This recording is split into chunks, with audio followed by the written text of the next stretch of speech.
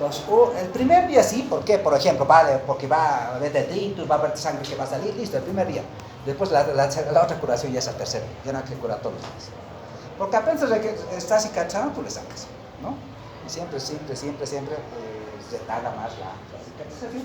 Pero a veces lo hace solito, ¿no? A veces nosotros lo que hacemos es infectarlo, por eso se dice, la primera curación sí, la segunda ya nada, déjalo abierto. No es horrible, porque la humedad queda inflexible, ¿no? Nada, tiene que estar seco. Bueno, entonces decimos que para la difusión, esto que ustedes ya lo conocen, ¿saben qué es difusión? ¿Qué es, doctora Belén, afuera? Paso de soluto a través de una membrana de permeabilidad selectiva desde un medio de mayor concentración a uno de menor concentración. Eso es difusión, eso ya lo conoce, el concepto de lo manejado, ustedes son capísimos, no hay problema, ¿no? Difusión. En este caso, de un lugar de mayor concentración a un lugar de menor concentración. Espacio intracelular, ahí intracelular. Así se mueven también las moléculas, ¿no? Y vamos a ver qué pasa con esto. Ya cuando empezamos a hablar de difusión de gases, miren que el movimiento de los gases también son en diferentes direcciones. Miren cómo. Esto es importante para comprender cómo llega el oxígeno hasta la célula. Los pulmones, los alveolos, el oxígeno ¿dónde va a pasar? Primero pasa por el intersticio. ¿Por qué es importante esto, chicos? Porque también acá tengo intersticio. Si yo aumento el intersticio, ¿qué pasa? ¿La difusión será normal? No va a ser igual porque está aumentando la distancia de la difusión, por lo tanto, la difusión de gas no va a ser adecuada, el paciente va a tener hipoperfusión o hipoxis. Bien, primero pasa del alveolo hacia la sangre. ¿Y de la sangre dónde pasa? A la célula, al tejido. O a la célula, no se olvide que la suma de células hace tejido, tejido hace órganos, hace sistemas, pero bueno, pero tenemos que llegar a la célula. Pero también pasa por el intersticio. Ojo, ¿qué pasará si el paciente tiene un edema? Edema ahí en extremidades, porque le han sobrecargado mucho líquido, ¿no? Entonces, la difusión también va a ser la misma, ojo, ¿no? Es lo mismo, una vez que en la célula se produce el dióxido de carbono, fruto del metabolismo aeróbico, también tiene que salir de la célula a la sangre, de la sangre a los alveolos. De tal manera que esta difusión, este movimiento de moléculas es en ambas direcciones, a través de la membrana, a través de los líquidos, a través de los tejidos. Así difunden los gases. Así difunden los gases.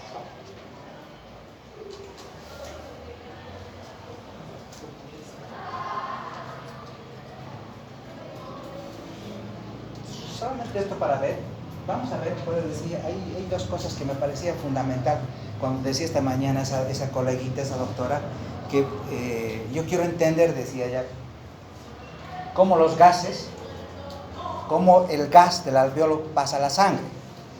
Y habló de dos leyes, vamos a ver la ley de los gases, ahora vamos a ver, y la ley de Dalton y la ley de Henry. Y una de esas leyes, la ley de Dalton, habla de la concentración. Y la ley de Henry habla de la solubilidad. Entonces vamos a entender. La difusión de gases depende del momento de la concentración. Después vamos a entender por qué es importante la solubilidad del gas. ¿Ya? Entonces, por diferencia por ese gradiente, porque el gradiente es diferencia de presión entre un lado y el otro, el oxígeno va a entrar, el dióxido de carbono va a salir. Así se produce la difusión, por gradiente de concentración, en este caso de presión. Es lo primero. ¿Cómo sale el oxígeno? Por diferencia de presión. Listo, eso es lo primero. Porque acá el oxígeno tiene mayor presión, eso vamos a ver ahorita cuando hablamos de presiones. Para poder entrar el oxígeno del alveolo hacia la sangre, se requiere una presión. Pero esa presión debe ser mayor a la que existe en la sangre. Lo mismo, el dióxido de carbono tiene que tener una mayor presión para salir desde la sangre hacia el alveolo. De tal manera que la difusión se produce por diferencia o gradiente de presión. Después vamos a ver cómo se produce esto, paso a paso.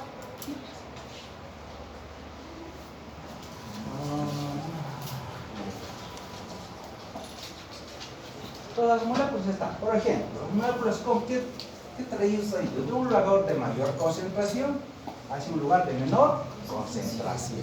¿Ya? Aquí un dedito que nos va a permitir mejorar eso. Ahora, esta difusión de gases a nivel del alveolo y el capilar, esa difusión de gases o ese intercambio se llama hematosis. Métanse en la cabecita. ¿Ya? Ese intercambio de gases o esa difusión se llama hematosis. Ya saben, cuando hablamos de hematosis, ya sé de qué me está hablando el doctor. Intercambio de gases entre el alveolo y el capilar. Entre el alveolo y el capilar. Entonces, este intercambio se produce de acuerdo a la ley de los gases. Vamos a hablar ahora del gradiente de concentración y presión. Después vamos a hablar del gradiente de solubilidad. Entonces, ahí viene la primera. Vamos a hablar de eso tranquilo, paso a paso. Pero para entender estas cosas gradientes, vamos a ver esta parte.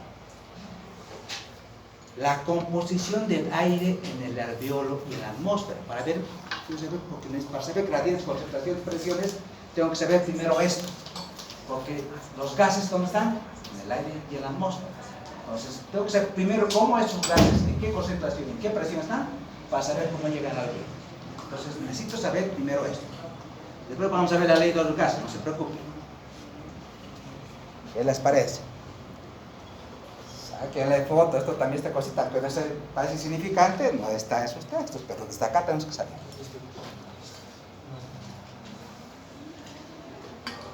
¿Qué es la atmósfera? Si yo voy a hablar de presión atmosférica, vamos a hablar presión atmosférica. Si yo no sé cuál es el concepto de atmósfera, ahí estoy ya. ¿No es? ¿Qué es el concepto de atmósfera? Perfecto. Listo, ya sé. ¿Y cómo se mantienen ahí arriba? ¿Por qué no están abajo? ¿Por qué están ahí arriba y por qué no están aquí al lado de la tierra, al lado del mar, qué sé yo? ¿Por qué están tan arriba? Gravedad. En medicina esto también se cumple. Por ejemplo, cuando el paciente tiene una perforación de víscera hueca, ¿ya? En este caso una perforación, cualquiera, ustedes tienen una úlcera torácica que se haya perforado, hay aire que sale del tubo digestivo hacia el abdomen. Por gravedad, ¿dónde se va a ir el aire? Hacia arriba.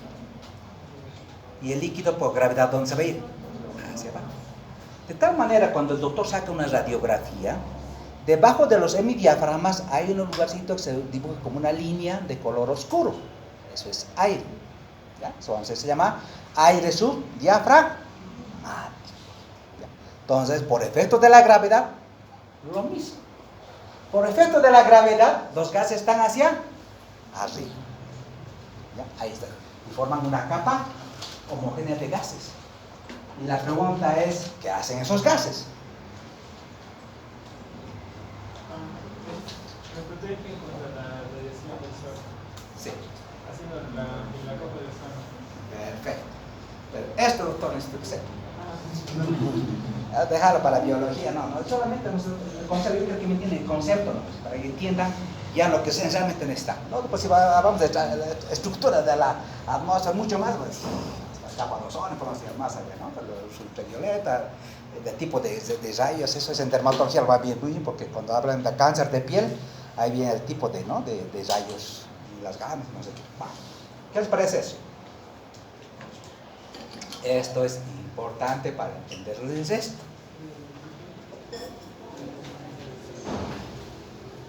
Concéntrense. Es por la altitud. Más alto estás menos oxígeno puede. Primero, hoy está así. Este aire atmosférico se dice que es una capa de gases, ojo, también se llama aire ambiente o el ambiente o el aire ambiente, como ustedes quieran. Pero primero es un aire seco, lo mismo, ¿ya? No es un aire húmedo, es un aire seco. Dos, me preguntan, si hay gases que están formando esta capa, yo quiero saber cuáles son esos gases. La primera, oye, pero doctor, me está hablando de una capa de gases, ¿cuáles son estos gases? ¿En qué concentración están? ¿Y qué presión generan? ¿Qué pasó?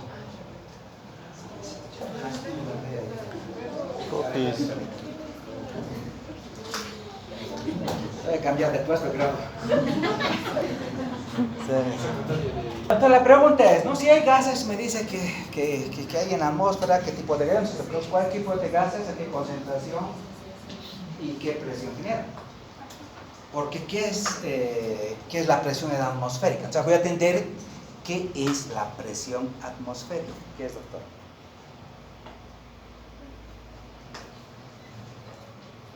Si me pregunta, doctor, sí, la presión atmosférica es 760 milímetros de mercurio porque es la unidad medida de la fuerza. Perfecto, pero de memoria, ¿no?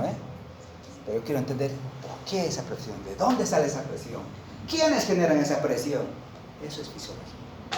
Tienen que entender las cosas. No es memorizar. Si están memorizando, se están equivocando. Comprenden, chicos. Cuesta, no es fácil.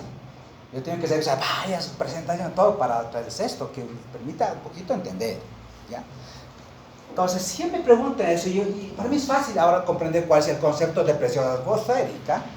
Es la presión, esta presión de 760 milímetros, es que la presión que ejercen la suma de presiones de estos gases sobre la Tierra. Fácil, ¿no? Ahora es el concepto. Presión que generan, o si ustedes quieren, la suma de presión de todos estos gases sobre la Tierra.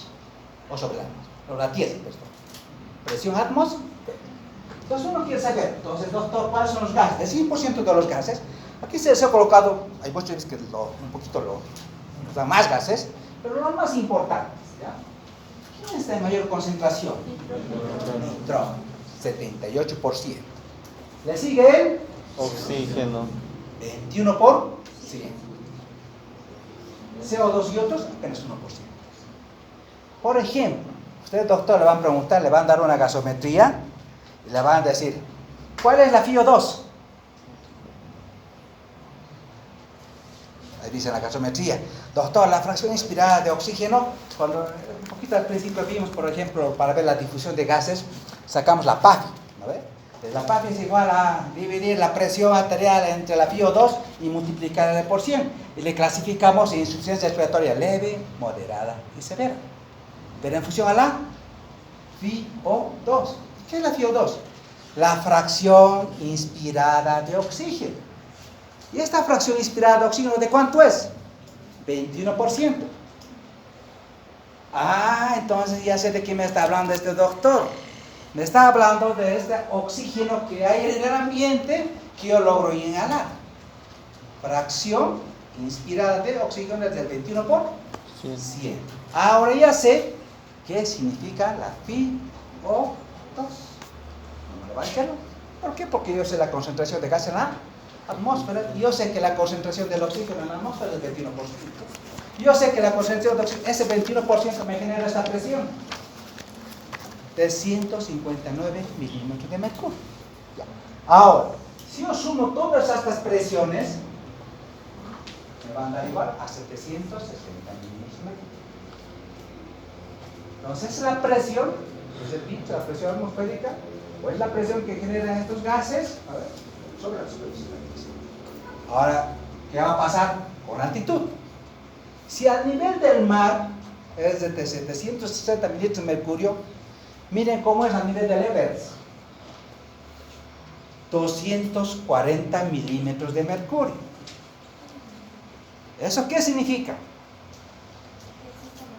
A mayor altitud, menor presión. A mayor altitud, menor presión. Por ejemplo, Cochabamba, ¿dónde está? ¿A qué nivel de altitud está? 2.570 metros sobre el nivel del mar. El alto. 3.869.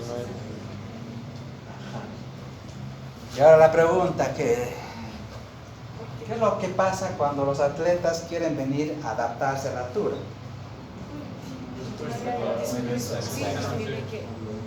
Claro. Ahora ellos tienen menor presión, ¿no ve? Tienen menor presión para poder difundir más el oxígeno. Pero al final, ¿quién hace eso? Todos esos campos. Bueno, eso es lo que tienen que hacer ellos, adaptarse a que una determinada presión menor, obviamente. Por ejemplo, ya no va a ser a 760, va a ser una presión de 380. La presión también de difusión a nivel del agua va a cambiar. Ellos necesitan adaptarse, ¿no? ¿Y cómo lo hacen? No es que también esto cambie, lo que hacen es que lo que hacen los deportistas, esto casi no va a cambiar. Aquí lo que haga, digamos, no va a cambiar las presiones, no va a cambiar una persona, una semana, 2 semanas, tampoco va a cambiar la presión de difusión. ¿Qué es lo que va a cambiar? ¿Quién transporta el oxígeno? Ellos van a hacer que su organismo empiece a transportar las células, la sangre, los glóbulos rojos, transporten mayor cantidad de oxígeno, porque las presiones son iguales. Las presiones, eso no va a variar. Lo que va a variar es que su organismo se va a adaptar de tal manera que su organismo, ante una hipoxia, ¿qué va a hacer? ¿Qué pasa cuando hay hipoxia? ¿Qué pasa en el riñón, doctor, cuando hay hipoxia? Se activa el sistema. La hipoxia del riñón produce una hormona, la eritropoyetina. La eritropoyetina estimula la medulosa. La medulosa produce mayor cantidad de glóbulos rojos. Los glóbulos rojos pueden transportar mayor cantidad de oxígeno. Esa es fisiología, perfecto, está bien. Eso se hace, y eso consiste en la doctora. Bueno, entonces mire, entonces a mayor distancia, mayor presión. La caja es mucha distancia, entre la atmósfera y el nivel de mar es mucha distancia, entonces la presión que libera esos gases es mayor, 760 usted, a mayor altitud o a menor presión, es lo que dijimos ahora. La presión siempre se mide en milímetros de mercurio. Y sobre esto, ahora sí ya vamos a poder un poquito entender esto de la ley de los gases. Ya nos va a ser más fácil porque es medio feito, no sabemos, se puede entender, pero ahora es fácil. ¿Qué dice la ley de los gases? Tenemos dos, la ley de Dalton y la ley de Henry. Nos concentraremos en la ley de Dalton. ¿Qué dice Dalton sobre, sobre estos gases? La ley de Dalton dice, miren, facilito. La presión total, por ejemplo acá, desde la presión atmosférica, de 700 milímetros mercurio. La presión total de una mezcla de gases, el nitrógeno, oxígeno, una mezcla de gases, ¿sí?, corresponde a la suma de las presiones parciales de cada uno de los gases. ¿Listo? Ya sabe el concepto de la ley de Dalton. ¿Sí? ¿Han entendido, doctor? De nuevo. Es importante, por eso les he mostrado un poquito el gráfico. La presión total, por ejemplo, en este caso, la presión total que generan los gases de la atmósfera era 760 milímetros de mercurio, que es la presión total. Dalton dice, la presión total de esta mezcla de gases, porque la atmósfera no está mezclada por gases, ¿no? Vale, los tres principales nitrógeno, oxígeno, hay vapor de agua y otros gases, pero bueno, todos estos gases, ¿no? La presión total de esta mezcla de gases, dice, corresponde, la presión total, en otras palabras, la presión total es igual a la suma de los gases, a la suma de las presiones parciales de cada uno de los gases. Hemos dicho, por ejemplo, en este anterior dibujo, acá, por ejemplo, cada gas genera una presión. Cada gas, el nitrógeno, como está en mayor concentración, generará mayor presión. El oxígeno, menor presión, pero esta es la presión que genera. Entonces, cada gas genera su propia presión. Esa se llama presión parcial de los gases. ¿Ya? Cada gas genera su propia presión. Entonces, ahora, si yo digo, según la ley de Dalton, según el concepto, esta presión total de 700 mililitros es igual a la suma de las presiones parciales de estos gases. ¿Está bien? 1 más 1 más 1, esta es.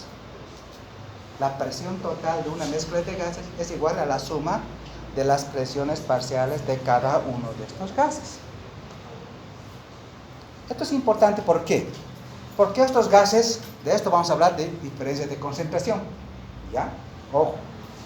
Entonces, si yo sé cómo que cada gas genera una presión y que la suma total, digamos, es igual a la presión parcial de todos esos gases, ¿ya? Eso dice la ley Ohm. Hemos dicho entonces que cada gas genera su propia presión. Y esa propia presión individual de cada uno se llama presión parcial, porque es de cada uno, individual, cada uno tiene su propia presión, de acuerdo a su concentración, ¿no? A mayor concentración, les repito, mayor presión, a menor concentración, menor presión. ¿Ya? Ahora, ¿qué dice? De acuerdo a esta ley, dice, ¿no? Cuando mayor sea la diferencia de presión parcial, más rápida será la velocidad de difusión. Entonces, como yo sé que la difusión de gas se produce por diferencia de presiones, a mayor presión, mayor difusión. A mayor presión, mayor difusión. Pero ya sabes de dónde nacen esas presiones, ¿no? ¿Cómo se genera? Claro, en el caso del oxígeno y dióxido de carbono son presiones parciales, pues por presión solo del dióxido de carbono. Y ahí vienen los símbolos. Entonces cuando yo hablo de presión de oxígeno, me llama PO2. Pues van a PO2. Sí, eso me está hablando el doctor de la presión de oxígeno. Estos, por ejemplo, son atmósferos. 150 milímetros. La presión parcial en la atmósfera, por lo tanto, del oxígeno es 150 milímetros de mercurio. La presión parcial del dióxido y otros, 4 milímetros de mercurio. La presión parcial del nitrógeno, ¿cuánto es? 597 milímetros de mercurio. Cada uno genera su propia presión. Pero nosotros vamos a hablar, para poder hablar de esto necesitamos conocer esto. Porque vamos a ver cuánto es la presión parcial normal en el alveolo del oxígeno. ¿Cuánto es la presión parcial normal del oxígeno en la sangre?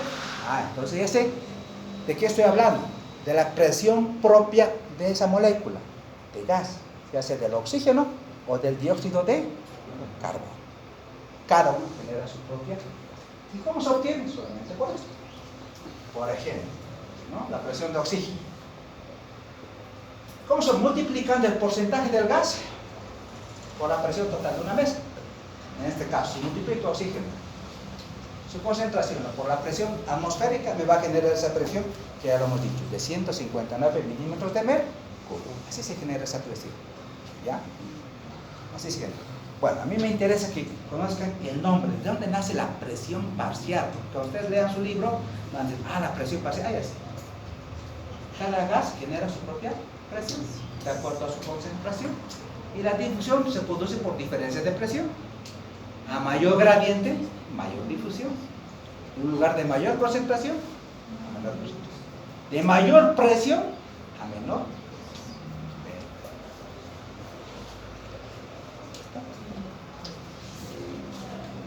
Entonces, cuando nosotros vemos en el alveolo, entonces así está bien. ¿Qué presión tenemos en el alveolo?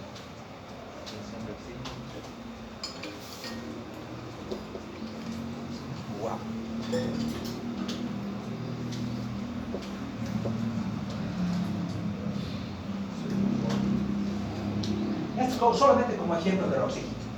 ¿Ya? Miren.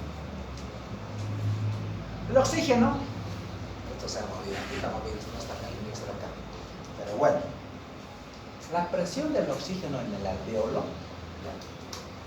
Si vemos acá, oxígeno es 104 milímetros en el alveolo, milímetros por acá. ¿Ya? La presión de CO2 vamos a ver, pero eso solamente es por ejemplo.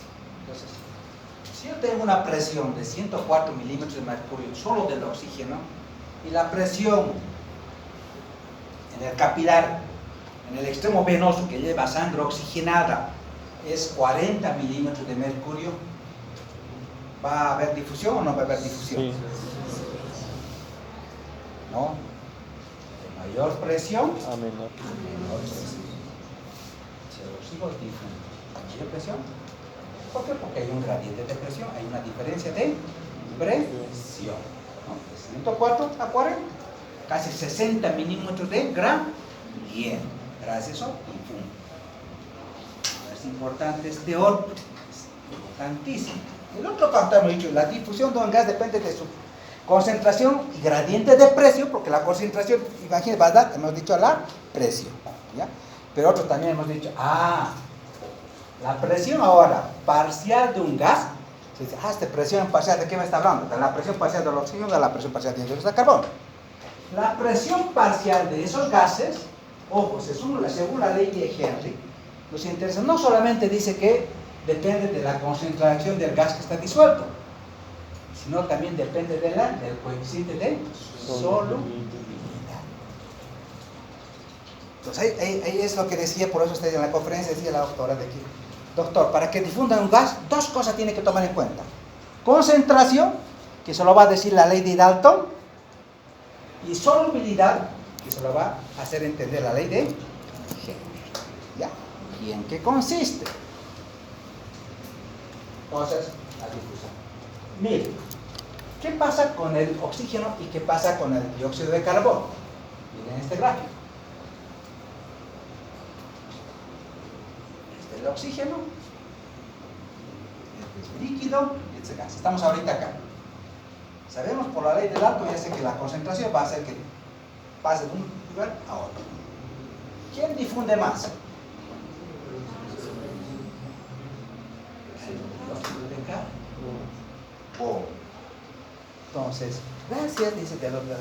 gracias a la ley de Henry, dice, ¿no? Ojo, gracias a esa propiedad que tiene el dióxido de carbono, es atraído física y químicamente por moléculas de agua, su solubilidad en este medio es alto.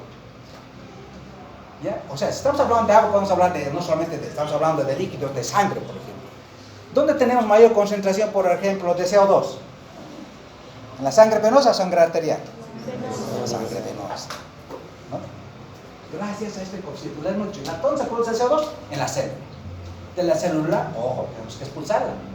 Entonces, está viniendo de la célula en gran concentración. Pero se solubiliza rápido gracias a ese coeficiente de solubilidad, que es altísimo.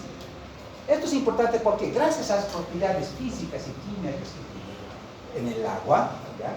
Muchas de estas moléculas, dice, pueden ser disueltas en este medio, sin que generar exceso de presión. ¿Ya? Vamos a ver ahora esto. Es importante.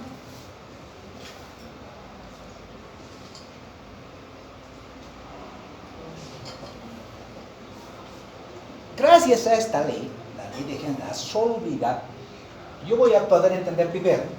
Dice, ¿cuáles son los coeficientes, son los valores de solubilidad de los gases? Ahora esto tengo que saber. Si yo comparo ese cuadrito, ¿qué dice? El oxígeno 0.024. Ah, miren el dióxido de carbono. 0.57. Entonces, de los gases que dice, pues, estoy viendo ese cuadro, ¿cuál de esos gases tiene mayor solubilidad? Dióxido de carbono. Por lo tanto, de acuerdo a la solubilidad, ¿quién se difunde más? El dióxido de carbono es 20 veces más soluble que el oxígeno. Ya. Puede pasar, como hemos dicho en este gráfico, puede pasar harto líquido. Acá solamente del lado del oxígeno, pocas moléculas que pasen y me van a generar esta misma presión. Acá, esta misma presión me puede generar mayor cantidad de moléculas de dióxido, o sea, puede haber mayor cantidad para esta misma presión. Y en base a esta ley, han hecho y han colocado CO2, ¿dónde? En la bebida, las gaseosas. Como el CO2 es soluble en el agua, pues vamos a meter CO2 a presión, es decir, ¿no? Por su alto coeficiente de solubilidad en el líquido, 20 veces más que el oxígeno. ¿Ya? De tal manera que cuando yo desprendo, imagínense la cantidad de burbujas de gas que sale. Pero ¿cómo entran? ¿Cómo los meten en este recipiente? Por el coeficiente de solubilidad, que es 20 veces más que el oxígeno. Entonces, este cuadrito, el dióxido de carbono su solubilidad es mayor que el oxígeno, es mayor que el monóxido de carbono. Esto me interesa. 20. Y aquí nos interesa para comprender una cosa. Gracias a este coeficiente de solubilidad, yo voy a poder comprender esto.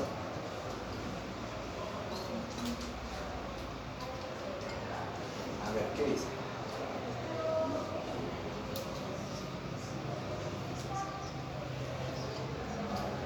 Si quiero hacer difusión de un estado gaseoso a un estado líquido, miren, gracias a ese coeficiente de solubilidad, ojo, yo no requiero mucha presión para hacer que el CO2 pase de la sangre hacia los alveolos. Miren la presión, solamente de 5 milímetros de mercurio. La presión de CO2 o los alveolos en este extremo arterial, pero con sangre desoxigenada, es de 45 milímetros de mercurio. Y la presión del CO2 en el alveolo es de 40 milímetros de mercurio. Gracias a su solubilidad del CO2, se quieren menos presiones para poder pasar la membrana. En cambio, el oxígeno, ¿qué pasa con el oxígeno? El oxígeno, como no tiene este coeficiente de solubilidad, no puede pasar tan rápidamente, ¿no? Se requiere mayor presión para atravesar la membrana. De 100 a 4 se requiere 60 milímetros de mercurio. Y el CO2 apenas será 5 milímetros de mercurio. Gracias a su coeficiente de solubilidad. Entonces sí tienes razón. Entonces la difusión del gas depende no solamente de la concentración, sino también de la solubilidad del gas. A mayor concentración, mayor difusión.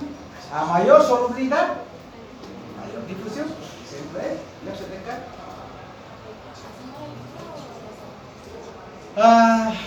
¿Tienen la lista, chicos? Por favor, pueden hacer una lista. Por favor.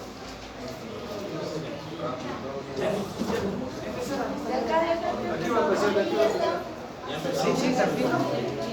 Ahí está, ya está. Bueno, chicos, vamos un poquito, avanza lento esta parte, un poquito árido, después ya va a ser fácil, ¿ya? Después los otros de sangre es más fácil, esto de presión es un poquito que te confunda.